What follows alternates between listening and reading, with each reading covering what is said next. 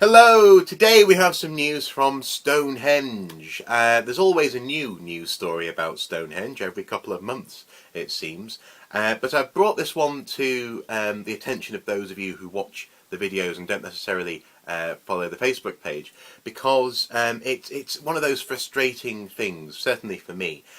Poor old Stonehenge. It feels as though sometimes it's drowning in a plethora of people who are desperate to explain this one monument. They don't seem to want to explain the thousands of other monuments from this period found all across Europe and Britain. But Stonehenge is just focused on by all these researchers, and it just feels as though, stop picking on the poor thing.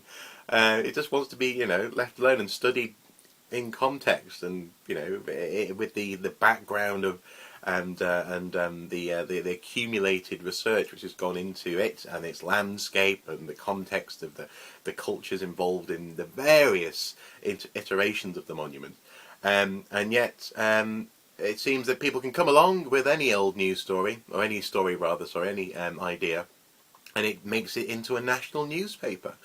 In this instance, admittedly, this chap does seem to be very, forthright. He's very, he's on the level in terms of he is genuinely trying to find whether or not there's a link between archaeoacoustics, sound in the past, and the monument of Stonehenge.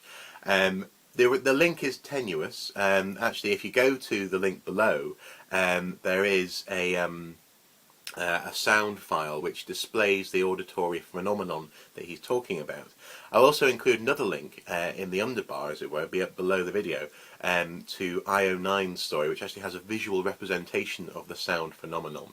But as archaeologists have quite rightly said from other areas, the link is very speculative at best, and if he wants to prove that Stonehenge was a representation of an auditory phenomenon, then he's going to have to do a lot more digging, if you forgive the pun.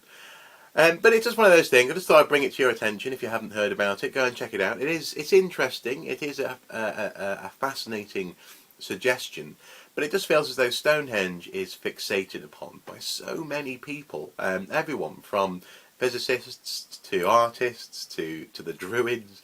Everyone seems to want to have a stake in this one monument, and sometimes I just feel as though it needs to have some room to breathe, the poor thing. Anyway, that's my rant out of the way. Until next time, bye bye.